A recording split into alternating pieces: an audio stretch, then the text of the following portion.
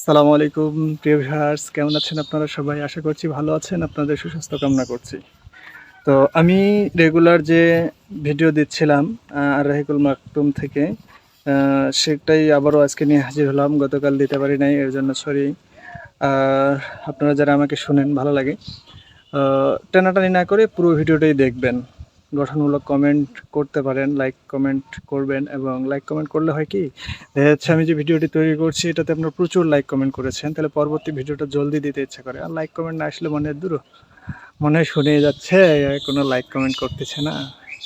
তো আপনাদের লাইক কমেন্টের আশায় আজকে আবারও 49তম পৃষ্ঠার থেকে শ্যামরাজ্যের শাসন।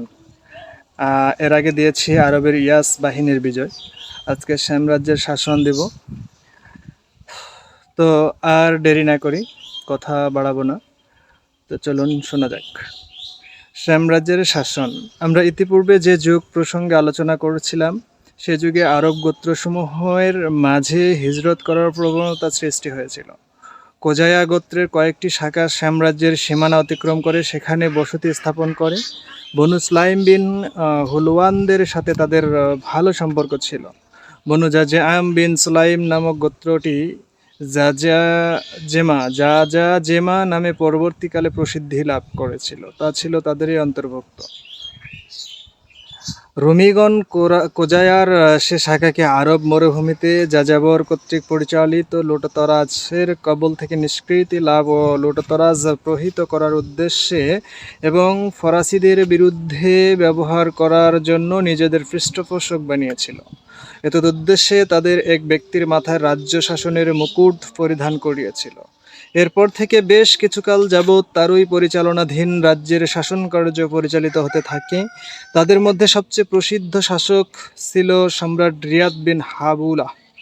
ধারণা করা হয় যে জাজায়েমাহ গোত্র কর্তৃক পরিচালিত শাসন ব্যবস্থা দ্বিতীয় খ্রিস্টাব্দের পুরোটা জুড়েই বিদ্যমান ছিল। তারপর সে অঞ্চলে গাতসানি গোত্রের বংশধরদের আগমনের বার্তা চলতে থাকে। এ প্রসঙ্গে এটা বলাই বাহুল্য যে ইতিমধ্যে গাতসানিগণ বনু জাজেমাকে পরাজিত করে তাদের ক্ষমতা ও সহায় সম্পদ ছিনিয়ে নিয়েছিল।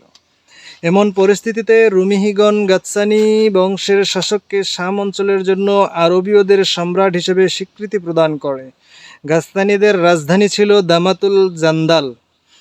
রোমীয় কর্মকাণ্ডের পরিচালক হিসেবে শ্যাম অঞ্চলে পর্যায়ক্রমে সে সময় পর্যন্ত তাদেরই রাজত্ব চলতে থাকে, যে পর্যন্ত ফারুকি খেলাফতের 13 হিজরিতে ইয়ারমুক যুদ্ধ সংঘটিত হয় এবং গাসসানি বংশের শেষ শাসক জাবালা বিন আয়াম ইসলামের সুশীতল ছায়াতলে আশ্রয় গ্রহণ করে।